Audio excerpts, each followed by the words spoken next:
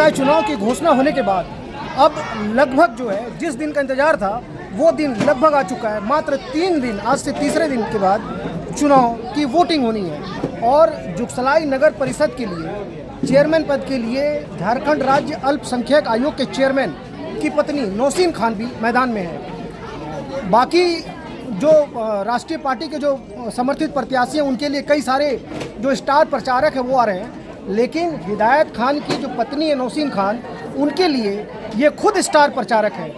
आज हमने देखा जब इनकी सभा हुई तो ये खुद इन्होंने मोर्चा संभाला, माइक पकड़ा और सैकड़ों की भीड़, खास करके महिलाओं की बहुत बड़ी भीड़ थी। तो मेरा पहला प्रश्न ये है हिदायत भाई जी से कि ये बताएं कि आज़ादी के 75 सालों के बाद भी हमने जो इस क्षेत्र को जो घूमा है, समझा है, रोड नाली कचरा ये मुद्दा क्यों है?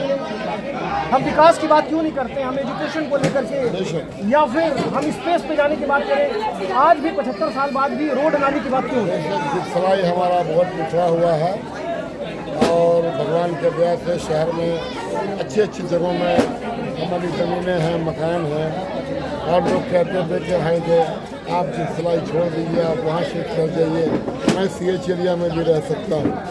लेकिन मुझे जुगसलाई से मोहब्बत है, जुगसलाई के लोगों से मोहब्बत है, जुगसलाई की गलियों में मैं खेला हूँ और यहाँ के लोग मुझसे मोहब्बत करते हैं। मैं जब यहाँ से लोगों के दबाव में मैंने अपनी घोषणा किया कि मैं अपनी पत्नी को लड़वाऊँगा, तो पूरा समाज हमारे साथ हो गया और तमाम लोग, मैं चुनाव अकेला नहीं हूँ, मैं आज यहाँ अकेला नहीं हूँ, यहाँ पूरा समाज हमारे साथ है, पूरी जुगसलाई हमारे साथ है। और कुछ लोगों के पास कोई मुद्दा नहीं बचा है तो वो हिंदू, मुसलमान, बलूचिस्तान, पाकिस्तान ले दे के यही कर रहे हैं।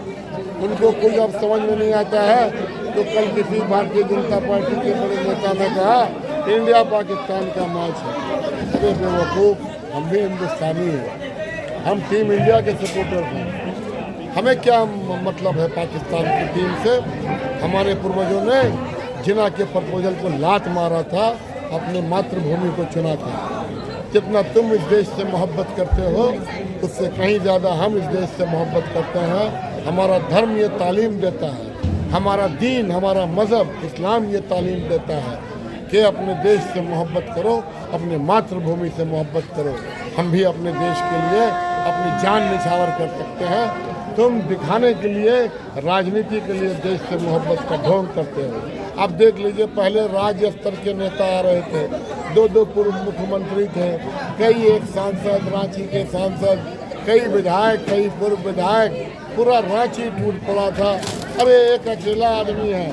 आपने कहा ना बड़े बड़े स्टार प्रचारक आ रहे थे, तो हमारी पार्टी ने, झारखंड मुक्ति मोर्चा ने पिछले 15 साल से मुझे स्टार प्रचारक के रूप में पूरे बिहार, झारखंड में घुमा कर कई लोकसभा, विधानसभा में प्रचार करवाने का काम किया।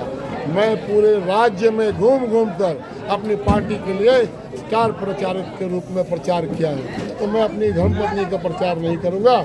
और मैं ये बता सकता हूँ कि लोगों की मोहब्बत है, कि मुझ में इतनी ऊर्जा है कि मैं अकेला इतने बड़े बड़े नेताओं का मुकाबला कर रहा हूँ।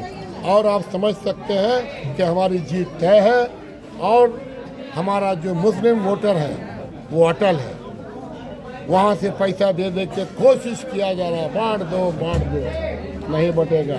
और हमें हिंदू भाइयों का भी वोट मिल रहा है। आप झारखंड मुक्ति मोर्चा के बड़े नेता हैं, झारखंड राज्य अल्पसंख्यक आयोग के आप चेयरमैन हैं, तो आपकी पत्नी की उम्मीदवारी को पार्टी ने समर्थन क्यों नहीं किया? देखिए, मैं इस पर कोई टिप्पणी नहीं करूँगा।